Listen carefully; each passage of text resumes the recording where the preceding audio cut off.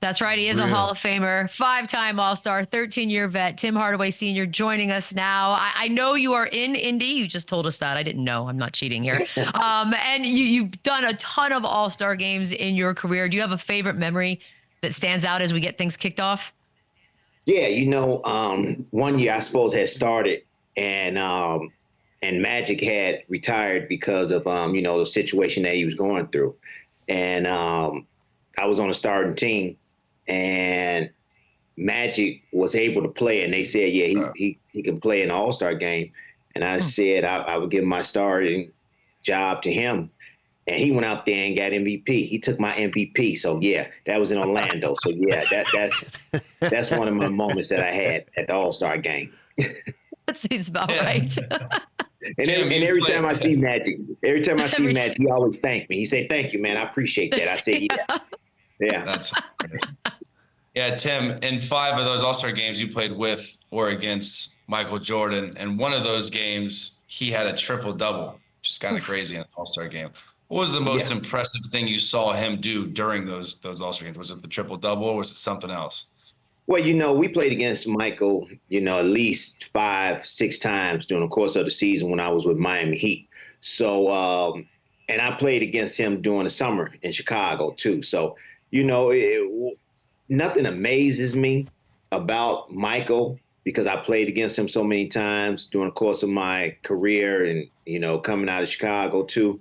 But it's just every day of him coming in, no matter what, if it's pick up basketball, he's going to play hard. He's going to go out there and give it to you.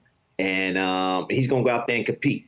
And that, and that's every game. I remember we was in the playoffs against Chicago Bulls. He went out that day and shot 36 holes of golf. Came in to the game that night and almost won it for him. He was like 6 or 8 for like 30, something like that. But he almost made the 2 jump shots. They crawled in and out of the basket, and they almost won that game 3. So yeah, I tell you this, he's a phenomenal player. When you was on the court, you was always amazed because he was always prepared. God, 36 holes and then do that. All right. So there's a moment when he had 50 against you when you were in Miami. And the legend is that you said something in a paper, like in the newspaper. Do you remember this? Is this what happened? Did I say something? No. Yeah. That was Vashawn Leonard that said something. What was said? Because I feel like you don't say anything about Michael. Vashawn Leonard said something. We don't know what he said. But only thing I know Michael told Pat was contribute this ass kicking because of him, Vashawn Leonard. And that's all that was said. That's all that was said. And we was like, what? And we come to find out that he was kind of chirping in his ear. He wasn't loud with it. He was just chirping in his ear. And that's what that was. It wasn't me that said anything. Okay, it was yeah, you knew. Leonard just chirping in his ear, talking to him. He didn't know. He didn't know. What was it? What was that like trying to guard him, trying to stay in front of him at that time? Obviously the rules have changed from that time period until now. But at that time, what was it like trying to guard him? Well, he never took me outside the post. He always, because he knew if he dribbled in front of me, I would take it from him. I was good at stealing the ball from him because I count his dribbles and I saw, that he didn't get down all the way. But he always posted me up, and his footwork was incredible. His footwork with the right pivot foot or the left pivot foot, you could tell that he worked on that for hours and years. And his footwork was impeccable. And he have spin moves. He have, jump shots, spin shot, all type of stuff. But his will to just put the ball in the basket was incredible, man. Just incredible. It seemed like any shot that he took, it was going in. I mean, if you had your hand up right in his face, it didn't matter, And like I tell people today, they say, how can you see the basket? I said most guys, when they shoot, they don't see the basket because people are in front of them and jumping in front of them. It's all repetition. It's all them hundreds and thousands and millions of shots that you have taken and repetition each and every time you out there working on your game. So you know where the rim is at. If you shoot threes, 1,000 times, Chandler, Lou, you close your eyes and you can shoot the ball and you know that it's going in because you done shot that same shot at that same spot thousands and thousands of times. So that's the way he was. If you tried to guard him, if he missed, that was a win for you. Tim, this weekend there's a lot of buzz around the dunk contest simply because Jaylen Brown is in it. And he's the first All-Star to participate in the dunk contest since 2017. Do you think he'll kind of kickstart other star players doing this like they did in the 80s and 90s? I tell you this, he better come with some stuff. If he don't come with some stuff, then other All-Stars are not going to dunk in the dunk contest. So he better. I hope he has. And Lou, you know what I'm saying, Lou. You better. I mean, if you're gonna dunk in a dunk contest, like for instance, you had Tracy McGrady or you had Vince Carter. That was in the All-Star game. They started in the All-Star game, and he went out there and put on a show for the dunk contest. That's what they want to see. So Jaylen Brown, my advice to you is you better put on a show because if you don't, guys going to be like, you know what? That's why I saved my legs. I need to rest. That's why I'm not in the dunk contest. Yes, he better put on a show, but I wish him well. God, that's what I'm worried about. Yeah, that's why we're saluting him. Yeah, that's why we're saluting him because we want guys to listen, put all of the fear aside. Put on a show for the fans. Even if it's not going to be your best outing, the fans, at the end of the day, they sign up for All-Star Weekend. They want to see the best of the best, do the best things possible. They want to see them shoot threes and dunk and do all of those things. No disrespect to none of the other guys. That's well-deserved. We love to see the Matt McClungs of the world and the Toppings and all of these guys dunk. But we're there to see our All-Stars be the best athletes in the world. And so they just got to put some of their pride aside and just sign up for it. Making me nervous now. I agree with you. Now I'm excited. I hope they don't get scared because this is a step in the right direction. Tim, so we got to talk Run TMC, obviously. Yeah. Is that your favorite time? I know the shirt's awesome. Is it your favorite time playing basketball? And if you guys had stayed together longer, what do you think the ceiling would have been? First of all, I had great times in Golden State and with the Miami Heat. But starting off with Golden State Warriors, Chris Mullin, Mitch Richmond, Run TMC. We got the Bay Area rocking. We rolling. Only thing, we had Alton Lister when we got him as a free agent from Seattle. He came in, and the first game of the preseason, he tore his Achilles. So that kind of hurt us and took us back a little bit. And then we went to the playoffs and played against the Los Angeles Lakers. We was undermanned because we had to have Mitch Richmond guard Vlade Divac, and we had the gimmick and all this and all that. So, but the time there was great. We had a great buzz. We had a future there if we would have kept Mitch Richmond. Don Nelson finally said that his worst mistake of his coaching career was trading Mitch Richmond. We had a nucleus there, and the only thing we needed was some pieces for us to fulfill, and we would have went far. I think we could have contended for a championship myself, but and I know Chris and Mitch, they think so too if we would have stayed together. But we had something fantastic there, and it was like when Mitch got traded, it was the beginning to the end. And that hurt us because we had a great nucleus, and we had fun playing. We knew where each other was. I'm Mitch scoring 25, Chris Mullin's scoring 26, I'm scoring 22 and having 10 dimes a game or 11 dimes a game. It was just remarkable basketball, and we knew, how to use our other teammates to get involved and make them happy too. So we just knew how to play, and we had fun playing with each other. Yeah, Tim, you mentioned both of them, Don Nelson, Pat Riley, both legendary coaches. Did one of those guys have more of an impact on you on and off the court than the other, or they both were just awesome to play for. Both was awesome to play for. Both was also are awesome guys on and off the court.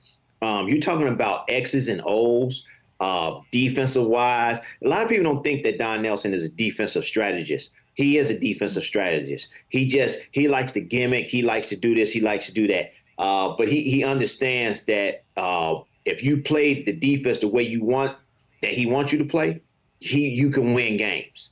All right. Pat Riley is like in your face. We're gonna play D. You're gonna get over picks. We're gonna blitz the pick and roll. There's no switching, none of that stuff.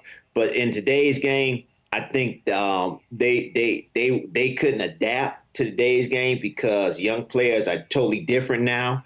And when you grow up the way we grew up and how the game was played at that particular time, tough, rugged, beat you up, knock you down, being so physical. Today's game, they be like, I don't understand that because that's the way they played too. You got to understand, Pat Riley and Don Nelson played the same way. So when we was playing, we played the same way. But man, those two, they innovators. They understand the game in and out. They always paid attention to details, and that's what make them great coaches. Now, when we break out the basketball dictionary and we look up the word crossover, your picture is going to be right there as the example of who championed the crossover. I got to know, how did you perfect that, and who was one of your favorite victims that you caught with that crossover? Well, it wasn't a favorite victim. It was I just like to go out there and compete and like to go out there and play. It didn't matter who you were. Where you were. If we was in a pickup game and I didn't know you from Adam, I'm still going to go at you the way I go at anybody else. And that's the way I was brought up. That's the way I'm made up. And I used to practice in the basement. My basement, I had an unfinished basement. My parents did. And we had two beams, like probably about 5 feet apart, 7 feet apart. And I used to imagine it, that I'm playing in front of some guys that I wanted to play against in high school or in college. And this is what I do to them. So I'd be down there for about, an hour to an hour and 15 minutes, just dribbling the basketball, in and out moves, crossover move between the legs, spin moves, and just perfecting, just the craft of dribbling. And so when I got out on the court, whatever I did, it wasn't new to me. I just did it in general. So if I come and cross you over, I'll come in and out and put it behind my back. That's what I was practicing. And that's what made me confident to go out there and do it against you. So, I didn't know I had a move like that. I just went out there and just played and competed. And when I needed it, I just did it. And I'm going to tell you this, I didn't know that I was doing it. I was just out there just hooping and trying to get myself open, get to the rim, make a play, because back then, like I said before, we played in the playgrounds. It's a lot of physical activity out there. Hands, pushing, shoving, grabbing, holding. And in the parks, you can't call foul all the time. So you have to get through that, and you have to devise a move to get your body around people in a box, not out the box. We was always in this little type box, and we used our shoulders to get past you to make a play. So that's how I was taught, and it just took me to the next level. Looking around the league, with that said, who do you think got the best handle right now? Who do you really like? Oh, Kyrie Irving, no question. Kyrie Irving. My son plays for the Dallas Mavericks, and I get to watch all their games. And some of the stuff that did you see what he did, first of all, to Wembanyama? Did you see? Here we go. When he went baseline and he kind of shot it over his head, and I mean over a 7'4", 7'5" guy, that's difficult to do. That's very difficult to do. So, Absolutely. but Kyrie Irving is one of the best right now. You got of course you got to put Steph Curry in there. Of course. But yeah, I just think right now, Kyrie Irving, if you're on an island with him by yourself, it's gonna be danger for you. And it's going to be danger. You're going to be calling for help for sure. I'm glad you mentioned your son. 11 seasons. I feel like time has flown on that one. But was there a moment, I think when you're a great basketball player and your son wants to do the same thing, is there a moment where you're worried that he's not going to have the right stuff? Did you know when he did? Yes, I was worried. Yes, I was worried. And I was like, you know what? He may not have it. He may not have it. But it was an instance where he wanted to come out of college after his sophomore year. And I told him, no, you're not ready. He was upset with me for telling him the truth. And he said, what do I need to work on? And I told him what he needed to work on. And he went back and worked on it. And he got himself better. And the next year after they lost in the finals to Louisville, he said, by the way, they got cheated that game. The referee cheated that game. I just want to let you all know that. But he a week later, 2 weeks later, he said, Dad, I'm ready. I said, yes, you are, son. Yes, you are. And he just fulfilled all the boxes: dribbling, passing, shooting the ball, being a captain out there, being under control, being a leader, understanding that who to get the ball to. He's very unselfish. Sometimes I wish he'd just shoot the ball and be selfish, but he's very unselfish. If he see you open, he gonna pass you the ball and say, shoot the ball and make the shot. That's the way he is. That's the way he always going to be. And I think that the Dallas Mavericks, I want them to run some more catch and shoots for him. Some floppies, just like you, Lou. A scorer, a jump shot shooter needs to get that ball. They need to have offense ran for them so they go out there and feel like they in the game. Him just being in the corner, just sitting there, that's not him. He needs to be in the game. He needs to be moving. And I wish they run more and more movement for him. Floppies, a couple of staggers for him, and just move him a little bit more to get him in the floor of the game. So, but he's out there, he's having fun, he's enjoying himself, and he's doing what that I want him to do and he wants to do, and I'm very happy for him. I love just watching him play. I have a joy every time I'm there watching him in person. I'm just in another world. Tim, earlier this year, he actually passed you on the all-time three-point leaderboard. What was that moment like, obviously, as a father, to see that happen? I'm going to tell you this. If we shot threes like they shoot threes today, he would have never called me. He would have never called me. But,